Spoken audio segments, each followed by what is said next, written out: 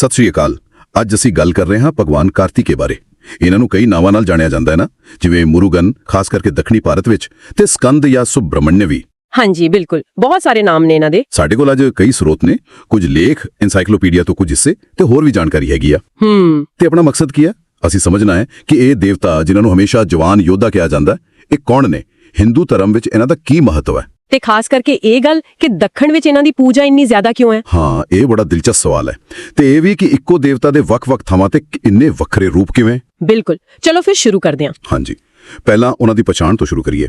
ਸਰੋਤ ਕਹਿੰਦੇ ਨੇ ਕਿ ਇਹ ਭਗਵਾਨ ਸ਼ਿਵ ਤੇ ਦੇਵੀ ਪਾਰਵਤੀ ਦੇ ਪੁੱਤਰ ਨੇ, ਤੇ ਮੁੱਖ ਤੌਰ ਤੇ ਯੁੱਧ ਤੇ ਜਿੱਤ ਦੇ ਦੇਵਤਾ। ਹਾਂ, ਦੇਵਤਿਆਂ ਦੇ ਸੈਨਾਪਤੀ ਵੀ। ਤੇ ਦੇਖੋ, ਇਹਨਾਂ ਦੇ ਜਨਮ ਦੀ ਕਹਾਣੀ ਵੀ ਬੜੀ ਖਾਸ ਹੈ। ਪੁਰਾਣਾ 'ਚ ਲਿਖਿਆ ਹੈ, ਮਤਲਬ ਜਿਹੜੇ ਆਪਣੇ ਪੁਰਾਣੇ ਗ੍ਰੰਥ ਨੇ, ਹਾਂਜੀ, ਉਹਨਾਂ ਮੁਤਾਬਿਕ ਇਹਨਾਂ ਦਾ ਜਨਮ ਨਾ ਇੱਕ ਖਾਸ ਮਕਸਦ ਲਈ ਹੋਇਆ ਸੀ। ਅੱਛਾ। ਹਾਂ, ਤੇ ਉਸ ਨੂੰ ਨਾ ਵਰਦਾਨ ਮਿਲਿਆ ਹੋਇਆ ਸੀ ਕਿ ਉਸ ਨੂੰ ਸਿਰਫ ਸ਼ਿਵ ਜੀ ਦਾ ਪੁੱਤਰ ਹੀ ਮਾਰ ਸਕਦਾ ਹੈ। ਇਸ ਲਈ ਕਾਰਤਿਕੇਯ ਦਾ ਜਨਮ ਹੋਇਆ। ਵਾਹ, ਮਤਲਬ ਜਨਮ ਦਾ ਮਕਸਦ ਹੀ ਇੱਕ ਵੱਡਾ ਕੰਮ ਸੀ। ਤੇ ਜਿਹੜੇ ਇੰਨੇ ਸਾਰੇ ਨਾਮ ਨੇ, ਸਕੰਦ, ਕੁਮਾਰ, षडानन ਯਾਨੀ 6 ਮੂੰਹਾਂ ਵਾਲਾ, ਮੁਰੂਗਨ। ਹਾਂਜੀ, ਇਹ ਸਾਰੇ ਨਾਮ ਉਹਨਾਂ ਦੇ ਵੱਖ-ਵੱਖ ਗੁਣਾਂ ਜਾਂ ਕਹਾਣੀਆਂ ਨਾਲ ਜੁੜੇ ਹੋਏ ਨੇ। ਅੱਛਾ, ਤੇ ਉਹਨਾਂ ਦੇ ਸਰੂਪ ਬਾਰੇ ਗੱਲ ਕਰੀਏ, ਉਹਨਾਂ ਨੂੰ ਕਿਵੇਂ ਦਰਸਾਇਆ ਜਾਂਦਾ ਹੈ? ਆਮ ਤੌਰ ਤੇ ਨਾ ਇੱਕ ਹਮੇਸ਼ਾ ਜਵਾਨ ਰਹਿਣ ਵਾਲੇ ਬੜੇ ਤੇਜਸਵੀ ਰੂਪ ਵਿੱਚ, ਤੇ ਉਹ ਮੋਰ ਤੇ ਸਵਾਰ ਹੁੰਦੇ ਨੇ। ਮੋਰ ਉਹਨਾਂ ਦਾ ਵਾਹਨ? ਉਹਦਾ ਵੀ ਕੋਈ ਖਾਸ ਨਾਮ ਹੈ? ਹਾਂ, ਕਈ ਥਾਂ ਤੇ ਪਾਰਾਵਨੀ ਕਿਹਾ ਗਿਆ ਹੈ, ਤੇ ਉਹਨਾਂ ਦੇ ਹੱਥ ਵਿੱਚ ਇੱਕ ਖਾਸ ਬਰਛਾ ਹੁੰਦਾ ਹੈ ਜਿਸ ਨੂੰ ਵੇਲ ਕਹਿੰਦੇ ਨੇ। ਵੇਲ? ਹਾਂ, ਸੁਣਿਆ ਹੈ। ਇਹ ਕਹਿੰਦੇ ਨੇ ਮਾਤਾ ਪਾਰਵਤੀ ਨੇ ਦਿੱਤਾ ਸੀ। ਬਿਲਕੁਲ, ਤੇ ਇਹ ਵੇਲ ਐਵੇਂ ਕੋਈ ਆਮ ਹਥਿਆਰ ਨਹੀਂ ਹੈਗਾ। ਹਾਂ, ਮੈਂ ਵੀ ਇਹੀ ਪੜ੍ਹ ਰਿਹਾ ਸੀ। ਇਸ ਦੇ ਪਿੱਛੇ ਡੂੰਘੇ ਅਰਥ ਨੇ, ਹੈ ਨਾ? ਹਾਂਜੀ, ਇਹ ਸਿਰਫ ਤਾਕਤ ਦਾ ਨਹੀਂ, ਬਲਕਿ ਬੁੱਧੀ ਦਾ, ਗਿਆਨ ਦੀ ਸ਼ਕਤੀ ਦਾ ਤੇ ਸੱਚਾਈ ਦਾ ਵੀ ਪ੍ਰਤੀਕ ਹੈ, ਜਿਵੇਂ ਇਹ ਹਨੇਰੇ ਜਾਂ ਅਗਿਆਨਤਾ ਨੂੰ ਚੀਰ ਦਿੰਦਾ ਹੈ। ਅੱਛਾ, ਤੇ ਕਈ ਵਾਰ 6 ਸਿਰਾਂ ਵਾਲਾ ਰੂਪ ਵੀ ਦਿਖਾਉਂਦੇ ਨੇ, ਉਹ ਕਿਉਂ? ਉਹ ਉਹਨਾਂ ਦੇ ਜਨਮ ਦੀ ਕਥਾ ਨਾਲ ਜੁੜਿਆ ਹੋਇਆ ਹੈ। ਕਹਿੰਦੇ ਨੇ ਉਹ ਪਹਿਲਾਂ 6 ਬਾਲਕਾਂ ਦੇ ਰੂਪ ਵਿੱਚ ਪ੍ਰਗਟ ਹੋਏ ਸੀ, ਜਿਨ੍ਹਾਂ ਨੂੰ ਕ੍ਰਿਤਿਕਾਵਾਂ ਨੇ ਪਾਲਿਆ ਸੀ। ਬਾਅਦ ਵਿੱਚ ਮਾਤਾ ਪਾਰਵਤੀ ਨੇ ਉਹਨਾਂ 6 ਨੂੰ ਇੱਕ ਕਰ ਦਿੱਤਾ, ਇਸ ਕਰਕੇ षडानन। ਸਮਝ ਗਿਆ। ਤੇ ਵਾਹਨ ਮੋਰ, ਉਸ ਦਾ ਕੀ ਮਤਲਬ ਹੈ? ਦੇਖੋ, ਮੋਰ ਨੂੰ ਨਾ ਅਕਸਰ ਹੰਕਾਰ ਜਾਂ ਸਾਡੇ ਚੰਚਲ ਮਨ ਦਾ ਪ੍ਰਤੀਕ ਮੰਨਿਆ ਜਾਂਦਾ। ਅੱਛਾ। ਤੇ ਕਾਰਤਿਕੇ ਦਾ ਮੋਰ ਤੇ ਸਵਾਰ ਹੋਣਾ ਇਹ ਦਰਸਾਉਂਦਾ ਹੈ ਕਿ ਉਹਨਾਂ ਨੇ ਇਸ ਹੰਕਾਰ ਤੇ ਮਨ ਦੀ ਚੰਚਲਤਾ ਤੇ ਕਾਬੂ ਪਾਇਆ ਹੋਇਆ ਹੈ। ਵਾਹ, ਬੜੀ ਗਹਿਰੀ ਗੱਲ ਹੈ। ਹਾਂ, ਤੇ ਇੱਕ ਕਥਾ ਹੋਰ ਵੀ ਹੈ, ਸੂਰਪਦਮ ਅਸੁਰ ਵਾਲੀ। ਜਦੋਂ ਕਾਰਤਿਕੇ ਨੇ ਉਸ ਨੂੰ ਹਰਾਇਆ ਤਾਂ ਉਹ ਇੱਕ ਅੰਬ ਦੇ ਰੁੱਖ 'ਚ ਬਦਲ ਗਿਆ। ਅੱਛਾ, ਫਿਰ ਕਾਰਤਿਕੇ ਨੇ ਆਪਣੇ ਵੇਲ ਨਾਲ ਉਸ ਰੁੱਖ ਨੂੰ 2 ਹਿੱਸਿਆਂ 'ਚ ਚੀਰ ਦਿੱਤਾ। ਇੱਕ ਹਿੱਸਾ ਬਣ ਗਿਆ ਮੋਰ, ਉਹਨਾਂ ਦਾ ਵਾਹਨ, ਤੇ ਦੂਜਾ ਹਿੱਸਾ ਬਣ ਗਿਆ ਕੁੱਕੜ, ਜੋ ਉਹਨਾਂ ਦੇ ਝੰਡੇ ਦਾ ਨਿਸ਼ਾਨ ਹੈ। ਬਹੁਤ ਖੂਬ। ਅੱਛਾ, ਹੁਣ ਥੋੜਾ ਪਰਿਵਾਰ ਵੱਲ ਆਈਏ। ਭਰਾ ਤਾਂ ਗਣੇਸ਼ ਜੀ ਹੋ ਗਏ, ਪਰ ਉਹਨਾਂ ਦੇ ਵਿਆਹ ਬਾਰੇ ਵੱਖ-ਵੱਖ ਗੱਲਾਂ ਨੇ। ਹਾਂ, ਇੱਥੇ ਨਾ ਉੱਤਰ ਤੇ ਦੱਖਣ ਭਾਰਤ ਵਿੱਚ ਫਰਕ ਆ ਜਾਂਦਾ ਹੈ। ਕੀ ਫਰਕ ਹੈ? ਦੱਖਣੀ ਭਾਰਤੀ ਪਰੰਪਰਾਵਾਂ ਵਿੱਚ, ਖਾਸ ਕਰਕੇ ਤਮਿਲ ਪਰੰਪਰਾ ਵਿੱਚ, ਉਹਨਾਂ ਦੀਆਂ 2 ਪਤਨੀਆਂ ਮੰਨੀਆਂ ਜਾਂਦੀਆਂ ਨੇ। ਦੇਵਯਾਨੀ, ਜੋ ਇੰਦਰ ਦੀ ਧੀ ਸੀ, ਉਹਨਾਂ ਨੂੰ ਦੇਵਸੈਨਾ ਵੀ ਕਹਿੰਦੇ ਨੇ, ਤੇ ਦੂਜੀ ਵੱਲੀ, ਜੋ ਇੱਕ ਕਬਾਇਲੀ ਮੁਖੀ ਦੀ ਧੀ ਸੀ। ਅੱਛਾ, 2 ਪਤਨੀਆਂ। ਤੇ ਉੱਤਰ ਭਾਰਤ ਵਿੱਚ? ਉੱਤਰ ਭਾਰਤ ਵਿੱਚ ਆਮ ਤੌਰ ਤੇ ਉਹਨਾਂ ਨੂੰ ਬਾਲ ਬ੍ਰਹਮਚਾਰੀ ਮੰਨਿਆ ਜਾਂਦਾ ਹੈ, ਕੁਆਰਾ। ਇਹ ਫਰਕ ਕਿਉਂ ਹੈ? ਇਸ ਬਾਰੇ ਕੁਝ ਪਤਾ ਲੱਗਦਾ ਹੈ? ਇਹ ਸ਼ਾਇਦ ਭਾਰਤ ਦੀ ਜਿਹੜੀ ਖੇਤਰੀ ਤੇ ਸੱਭਿਆਚਾਰਕ ਵੰਨਸੁਵੰਨਤਾ ਹੈ, ਉਸ ਦਾ ਸਬੂਤ ਹੈ। ਹੋ ਸਕਦਾ ਹੈ ਦੱਖਣ ਵਿੱਚ ਸਥਾਨਕ ਦੇਵੀ ਦੇਵਤਿਆਂ ਜਾਂ ਕਹਾਣੀਆਂ ਨੂੰ, ਜਿਵੇਂ ਵੱਲੀ ਦੀ ਕਹਾਣੀ, ਮੁੱਖ ਧਾਰਾ ਨਾਲ ਜੋੜ ਲਿਆ ਗਿਆ ਹੋਵੇ। ਹਾਂ, ਇਹ ਹੋ ਸਕਦਾ ਹੈ। ਤੇ ਉੱਤਰ ਵਿੱਚ ਸ਼ਾਇਦ ਉਹਨਾਂ ਦੇ ਯੋਧਾ ਜਾਂ ਫਿਰ ਤਪਸਵੀ ਵਾਲੇ ਪੱਖ ਤੇ ਜ਼ਿਆਦਾ ਜ਼ੋਰ ਰਿਹਾ ਹੋਵੇ। ਇਹ ਗੱਲ ਸਮਝ ਆਉਂਦੀ ਹੈ। ਤੇ ਇਸੇ ਨਾਲ ਜੁੜਿਆ ਹੈ ਉਹਨਾਂ ਦੀ ਪੂਜਾ ਦਾ ਮਾਮਲਾ। ਪੂਰੇ ਭਾਰਤ 'ਚ ਪੂਜੇ ਜਾਂਦੇ ਨੇ, ਪਰ ਤਮਿਲਨਾਡੂ 'ਚ ਤਾਂ ਮੁਰੂਗਨ ਦੇ ਰੂਪ 'ਚ ਬਹੁਤ ਹੀ ਜ਼ਿਆਦਾ ਪ੍ਰਸਿੱਧ ਨੇ। ਹਾਂਜੀ, ਬੇਹੱਦ। ਇਸ ਦੇ ਕਈ ਕਾਰਨ ਨੇ। ਇੱਕ ਤਾਂ ਮੁਰੂਗਨ ਦਾ ਤਮਿਲ ਸੱਭਿਆਚਾਰ, ਭਾਸ਼ਾ ਤੇ ਪਹਿਚਾਨ ਨਾਲ ਬੜਾ ਪੁਰਾਣਾ ਤੇ ਗੂੜਾ ਰਿਸ਼ਤਾ ਹੈ। ਇਤਿਹਾਸਿਕ ਰਿਸ਼ਤਾ। ਬਿਲਕੁਲ। ਨਾਲੇ ਦੱਖਣ ਵਿੱਚ ਉਹਨਾਂ ਦੇ ਮੰਦਿਰ ਵੀ ਬਹੁਤ ਵੱਡੇ ਤੇ ਪੁਰਾਣੇ ਨੇ, ਖਾਸ ਕਰਕੇ ਅਰੂਪਦੇਈ ਵੀਡੂ। ਹਾਂ, ਇਹਨਾਂ ਬਾਰੇ ਦੱਸੋ ਥੋੜਾ। ਅਰੂਪਦੇਈ ਵੀਡੂ ਦਾ ਮਤਲਬ ਹੈ 6 ਪਵਿੱਤਰ ਨਿਵਾਸ ਸਥਾਨ। ਇਹ 6 ਖਾਸ ਮੰਦਿਰ ਨੇ ਤਮਿਲਨਾਡੂ ਵਿੱਚ, ਜਿਹੜੇ ਮੁਰੂਗਨ ਜੀ ਨੂੰ ਸਮਰਪਿਤ ਨੇ ਤੇ ਉਹਨਾਂ ਦੀ ਪੂਜਾ ਦੇ ਮੁੱਖ ਕੇਂਦਰ ਮੰਨੇ ਜਾਂਦੇ ਨੇ। ਕਿਹੜੇ-ਕਿਹੜੇ ਨੇ ਇਹ?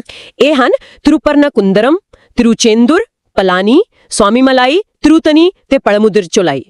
ਕਈ ਵਾਰ ਸਿੱਕਲ ਦਾ ਸ਼੍ਰੀਨਗਰ ਵੇਲਨ ਮੰਦਿਰ ਵੀ 7ਵਾਂ ਗਿਣ ਲਿਆ ਜਾਂਦਾ ਹੈ। ਅੱਛਾ, ਤੇ ਤਿਉਹਾਰ ਵੀ ਹੋਣਗੇ ਖਾਸ? ਹਾਂ, ਸਕੰਦ ਸ਼ਸ਼ਠੀ ਤੇ ਥਾਈਪੂਜ਼ਮ, ਇਹ ਬੜੀ ਸ਼ਰਧਾ ਨਾਲ ਮਨਾਏ ਜਾਂਦੇ ਨੇ ਉੱਥੇ। ਤੇ ਸਕੰਦ ਸ਼ਸ਼ਠੀ ਕਵਚਮ, ਉਹ ਤਾਂ ਇੱਕ ਬਹੁਤ ਹੀ ਮਸ਼ਹੂਰ ਭਗਤੀ ਗੀਤ ਹੈ, ਇੱਕ ਤਰ੍ਹਾਂ ਦਾ ਸੁਰੱਖਿਆ ਮੰਤਰ। ਅੱਛਾ ਜੀ। ਇੱਕ ਹੋਰ ਹੈਰਾਨੀ ਵਾਲੀ ਗੱਲ ਪੜਨ ਨੂੰ ਮਿਲੀ ਸੀ ਕਿ ਸ਼ੁਰੂ ਵਿੱਚ ਸ਼ਾਇਦ ਮੁਰੂਗਨ ਨੂੰ ਦੇਵਤਾ ਨਹੀਂ, ਸਗੋਂ ਕੋਈ ਮਹਾਨ ਪੂਰਵਜ ਜਾਂ ਯੋਧਾ ਜਾਂ ਸਿੱਧਰ ਵਾਂਗ ਦੇਖਿਆ ਜਾਂਦਾ ਸੀ। ਹਾਂ, ਇਹ ਗੱਲ ਵੀ ਕਾਫੀ ਦਿਲਚਸਪ ਹੈ। ਸਰੋਤ ਇਸ਼ਾਰਾ ਕਰਦੇ ਨੇ ਕਿ ਸਮੇਂ ਦੇ ਨਾਲ ਉਹਨਾਂ ਦਾ ਦਰਜਾ ਵਧਿਆ, ਉਹ ਦੇਵਤਾ ਦੇ ਰੂਪ ਵਿੱਚ ਸਥਾਪਿਤ ਹੋਏ। ਉਹਨਾਂ ਦੇ ਵਿਕਾਸ ਦੀ ਇਹ ਪਰਤ ਬੜੀ ਅਹਿਮ ਹੈ।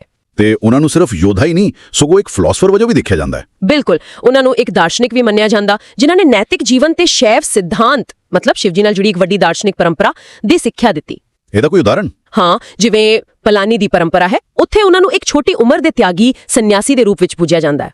ਅੱਛਾ, ਉਹ ਕਿਉਂ? ਉਹ ਕਹਾਣੀ ਹੈ ਨਾ ਜਦੋਂ ਗਿਆਨ ਦੇ ਫਲ ਨੂੰ ਲੈ ਕੇ ਗਣੇਸ਼ ਜੀ ਨਾਲ ਮੁਕਾਬਲਾ ਹੋਇਆ ਸੀ ਤੇ ਉਹ ਹਾਰ ਕੇ ਕੈਲਾਸ਼ ਛੱਡ ਕੇ ਪਲਾਨੀ ਆ ਗਏ ਸਨ। ਇਹ ਰੂਪ ਉਹਨਾਂ ਦੇ ਤਿਆਗ, ਅੰਦਰੂਨੀ ਗਿਆਨ ਤੇ ਦੁਨਿਆਵੀ ਚੀਜ਼ਾਂ ਤੋਂ ਉੱਪਰ ਉੱਠਣ ਦੀ ਮਹੱਤਤਾ ਨੂੰ ਦਰਸਾਉਂਦਾ ਹੈ। ਬਹੁਤ ਖੂਬ। ਤਾਂ ਫਿਰ ਇਸ ਸਾਰੀ ਗੱਲਬਾਤ ਦਾ ਨਿਚੋੜ ਕੀ ਕੱਢੀਏ? ਭਗਵਾਨ ਕਾਰਤਿਕੇय ਜਾਂ ਮੁਰੂਗਨ ਇਹ ਸਿਰਫ ਲੜਾਈ ਦੇ ਦੇਵਤਾ ਨਹੀਂ? ਬਿਲਕੁਲ ਨਹੀਂ, ਉਹ ਗਿਆਨ, ਬੁੱਧੀ, ਜਵਾਨੀ, ਬਹਾਦਰੀ, ਤਿਆਗ ਤੇ ਖਾਸ ਕਰਕੇ ਦੱਖਣੀ ਭਾਰਤੀ ਸੱਭਿਆਚਾਰ ਤੇ ਅਧਿਆਤਮ ਦਾ ਇੱਕ ਬਹੁਤ ਹੀ ਅਹਿਮ ਤੇ ਕਹਿ ਲਓ ਗੁੰਝਲਦਾਰ ਹਿੱਸਾ ਨੇ। ਬਹੁਤ ਪੱਕੀ ਸ਼ਖਸੀਅਤ ਹੈ ਉਹਨਾਂ ਦੀ। ਹਾਂਜੀ, ਤੇ ਇਹ ਸਾਨੂੰ ਇੱਕ ਸੋਚਣ ਵਾਲੀ ਗੱਲ ਤੇ ਛੱਡ ਜਾਂਦਾ ਹੈ ਕਿ ਇੱਕੋ ਹੀ ਦੇਵਤਾ ਦੇ ਇੰਨੇ ਵੱਖਰੇ ਰੂਪ, ਕਿਤੇ ਯੋਧਾ, ਕਿਤੇ ਬ੍ਰਹਮਚਾਰੀ, ਕਿਤੇ ਪਤੀ, ਕਿਤੇ ਤਿਆਗੀ, ਕਿਤੇ ਦਾਰਸ਼ਨਿਕ। ਹਾਂ, ਇਹ ਵੱਖਰੇ ਖੇਤਰਾਂ ਵਿੱਚ ਕਿਵੇਂ ਬਣੇ ਤੇ ਪੂਜੇ ਜਾਂਦੇ ਨੇ। ਹਾਂ, ਇਹ ਸ਼ਾਇਦ ਸਾਨੂੰ ਭਾਰਤ ਦੀ ਅਧਿਆਤਮਿਕ ਪਰੰਪਰਾ ਦੀ ਅਮੀਰੀ ਬਾਰੇ ਦੱਸਦਾ ਹੈ ਤੇ ਇਹ ਵੀ ਕਿ ਕਿਵੇਂ ਆ ਪਰੰਪਰਾ ਸਥਾਨਿਕ ਸੱਭਿਆਚਾਰਾਂ ਨੂੰ ਆਪਣੇ ਅੰਦਰ ਸਮਾ ਲੈਂਦੀ ਹੈ। बिल्कुल सही। एक बहुत ही दिलचस्प विषय है जिस बारे और भी खोज की जा सकती है। अच्छा, तो आज हम भगवान कार्तिकेय, जिन्हें मुरुगन या स्कंदन भी कहते हैं, उनसे जुड़े जो जराए हैं उनका जरा गहराई से जायजा लेंगे। जी बिल्कुल। हमारे पास ना पुराणों से, महाकाव्यों से और इलाकाई कहानियों से काफी मवाद है। ये सब उनकी पैदाइश, उनके किरदार, खासतौर पे जंग के देवता वाले, उनकी शक्ल सुबाहट, निशानियां और ये कि दुनिया भर में लोग उन्हें कैसे पूजते हैं, इस सब पर रोशनी डालते हैं। जी, खासतौर पर हम शिव पुराण और वो स्कंद पुराण की कहानियों को देखेंगे। तमिलनाडु के वो मशहूर आरुपदई वेडु यानी 6 मुकद्दस मकाम। जी हाँ, और ये भी कि शुमाल और जुनूब में पूजा में क्या फर्क है। तो आइए शुरू करते हैं। बिल्कुल। मकसद यही है कि ये जो इतनी मुख्तलिफ मालूमात हैं इनमें से अहम बातें निकालें ताकि भगवान कार्तिकेय की शख्सियत के आप कह लें मुख्तलिफ पहलुओं को और हिंदू धर्म में उनकी जगह को समझा जा सके। ठीक है, तो शुरुआत उनकी पैदाइश से करते हैं। आमतौर पर तो वो शिव और पार्वती के बेटे हैं, लेकिन कहानियां तो कई मिलती हैं। जी हाँ, काफी मुख्तलिफ हैं। कहीं अग्नि और गंगा का जिक्र आ जाता है, कहीं वो 6 कृतिकाएं हैं जिन्होंने पाला। ये इतना फर्क क्यों है? देखिए, ये फर्क असल में उनकी अहमियत दिखाता है। हर रिवायत ना उनकी पैदाइश को किसी खास मकसद से जोड़ती है। जैसे स्कंद पुराण है, वो साफ कहता है कि उनका जन्म हुआ ही इसलिए था कि देवताओं को तारकासुर से बचाना है। अच्छा, इसीलिए उन्हें देवसेनापति यानी देवताओं का कमांडर बनाया गया। तो ये चीज उनके बुनियादी किरदार यानी एक मुहाफिज, एक जंगजू, उसको शुरू से ही पक्का कर देती है। और यही जंगजू वाला पहलू उनकी मूर्तियों, तस्वीरों में भी नजर आता है। एक नौजवान है मोर पर बैठे हुए, हाथ में वो एक खास नेजा है। हाँ, वो वेल जो उन्हें उनकी माँ पार्वती जी ने दिया था। और वो सिर्फ मतलब हथियार नहीं है, उसे शक्ति यानी ताकत और ज्ञान यानी हिकमत दोनों की अलामत माना जाता है। ये बहुत अहम बात है। सही। उनका मोर भी प्रवानी, वो भी सिर्फ सवारी नहीं बल्कि कहते हैं कि गुरूर पर काबू पाने की निशानी है। और हाँ, कभी कभी 6 सरों के साथ दिखाते हैं। वो पैदाइश की कहानियों की तरफ ही इशारा है जहां वो 6 बच्चे मिलकर एक बने थे। खानदान में देखें तो उनके भाई गणेश जी के साथ रिश्ता भी बड़ा दिलचस्प है। खास तौर पर वो आम वाली कहानी। हाँ, वो वाली जिसमें गणेश जी ने तो माँ बाप के गिर्द चक्कर लगा लिया और फल जीत लिया और कार्तिकेय पूरी दुनिया का चक्कर लगाने निकल पड़े। जी वही। तो ये सिर्फ भाइयों की आप कहें नोक-झोंक नहीं है, ये एक तरह से इल्म और तजुर्बे या हिकमत और अमल के बीच का फर्क भी दिखाती है। और इसी कहानी की वजह से वो नाराज होकर पलानी पहाड़ियों पर चले गए और वहां आज भी उनकी पूजा एक सन्यासी के तौर पर होती है। अच्छा, और बीवियों के मामले में भी शुमाली और जुनूबी रिवायात अलग हैं, दियोसेना और वो वाली। जी, संस्कृत रिवायतों में ज्यादातर देवसेना का जिक्र मिलता है जो इंद्र या दक्षा की बेटी मानी जाती हैं। लेकिन तमिल रिवायतों में देवसेना, जिन्हें देवयाने कहते हैं, उनके साथ साथ वली का भी बहुत अहम जिक्र है। हाँ, वली कौन थी? वो एक कबायली सरदार की बेटी थी। और दिलचस्प बात यह है कि वली की कहानी एक तरह से मोहब्बत और अकीदत के जरिए भगवान तक पहुंचने का रास्ता दिखाती है, जो शायद रस्मी पूजा पाठ वाले रास्ते से थोड़ा हटकर है।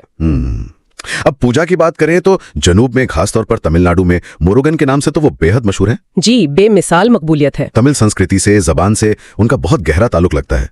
वो आरुपदई वीडू इसी की मिसाल है ना? बिल्कुल। ये 6 जगह तिरुपरम, कंदरम, तिरुचंदूर, पलानी, स्वामी मलाई, तुरुतनी और पलामुत्रचुलाई उनकी जिंदगी के अलग अलग पहलुओं से जुड़ी हुई हैं। जैसे दूर में वो सूरपद्मा नामी असुर पर फतह पाते हैं। तो ये जगहें सिर्फ मंदिर नहीं, ये मुरुगन के जो कई रूप हैं उनको दिखाती हैं। लेकिन शुमाली हिंदुस्तान में उनकी पूजा इतनी आम क्यों नहीं लगती? कहीं कहीं जिक्र मिलता है कि शायद कुछ मंदिर तबाह हुए, लेकिन क्या कोई वाज़ेह वजह समझ आती है? देखिए, कोई एक वजह बताना तो मुश्किल है। तारीखी वजह हो सकती हैं, या वक्त के साथ शायद दूसरे देवी देवताओं की पूजा ज्यादा आम हो गई, लेकिन ऐसा भी नहीं कि बिल्कुल पूजा नहीं होती। उत्तराखंड में कार्तिक स्वामी मंदिर है। अच्छा। और ये भी अहम है कि उनका किरदार वक्त के साथ बदला है। वो सिर्फ जंगजू नहीं रहे, बल्कि सुब्रमण्या के रूप में उन्हें एक फिलोसोफर और उस्ताद भी माना जाता है। और ये पूजा तो अब हिंदुस्तान से बाहर भी काफी फैल गई है। जी हाँ, बिल्कुल। श्रीलंका में उन्हें केत्रागामा देवियों कहते हैं। मलेशिया में बातो गारे हैं, वहां तो बहुत बड़ी मूर्ति है। सिंगापुर, मॉरिशस, फिजी, फिर कनाडा, अमेरिका, ऑस्ट्रेलिया, जहां जहां तमिल लोग हैं वहां इनके मंदिर है, पूजा होती है। तो ये दिखाता है कि इनकी अपील काफी आलमगीर है। तो खुलासा ये बनता है कि भगवान कार्तिकेय एक बहुत ही, आप कहें, कसीर जिहती देवता हैं। जंगजू भी हैं, कमांडर भी, सन्यासी भी, उस्ताद भी। सही। इनकी कहानियां, उनकी पूजा मुख्तलिफ इलाकों में थोड़ा मुख्तलिफ रंग ले लेती हैं, लेकिन उनकी जो बुनियादी अहमियत है वो कायम रहती है। बिल्कुल सही कहा।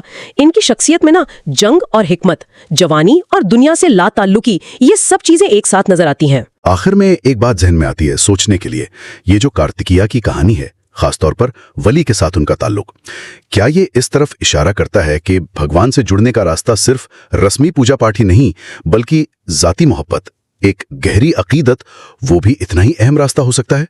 ये नुक्ता शायद उनकी शख्सियत की गहराई पर गौर करने की दावत देता है। सोचिए, एक ऐसा बालक जो देवताओं का सेनापति बना, एक ऐसा पुत्र जिसने अपने पिता स्वयं महादेव को ओम का रहस्य समझाया। ये कोई साधारण कहानी नहीं है दोस्तों, वो ज्ञान हाजिर है जिसका इंतजार था। नमस्ते। आज हम कहानी सुनेंगे भगवान कार्तिकेय की, जिन्हें मुरुगन, स्कंद और सुब्रमण्य जैसे कई खूबसूरत नामों से जाना जाता है।